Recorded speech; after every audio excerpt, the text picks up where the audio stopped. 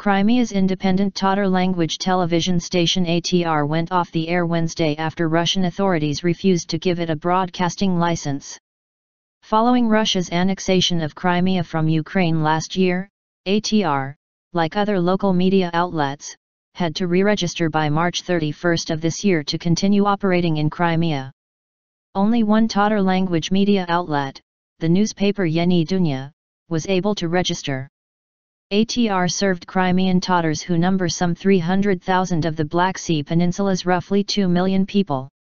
In 1944, Soviet dictator Josef Stalin deported the entire Crimean Tatar population. They began returning to Crimea in large numbers following the fall of the Soviet Union.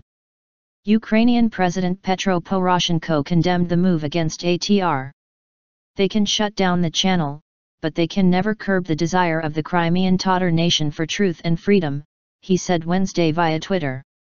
The Organization for Security and Cooperation in Europe's representative on freedom of the media, Dunja Mijatovic, said Crimean Tatar media outlets had been refused registration for subjective reasons, adding that this was further proof that the politically selective censorship of free and independent voices in Crimea is continuing.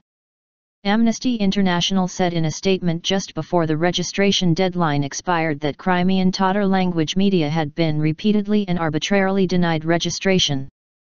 This blatant attack on freedom of expression, dressed up as an administrative procedure, is a crude attempt to stifle independent media, gag dissenting voices and intimidate the Crimean Tatar community, the London-based human rights group said. ATR continues to broadcast in Ukraine. However, the station's owner, Leonid Ilyumov, said being off the air in Crimea, which Tatars consider their homeland, is akin to deportation. The ATR TV channel was a rare critical voice in Crimea following Russia's annexation and continued on that path before it was taken off the air. Irfan Kutuzov, an activist with the Tatar National Assembly, which represents the Crimean Tatar community, told VOA's Uzbek service on Wednesday that ATR and other Tatar-language media outlets were helping us to preserve and develop our own language, culture, and traditions.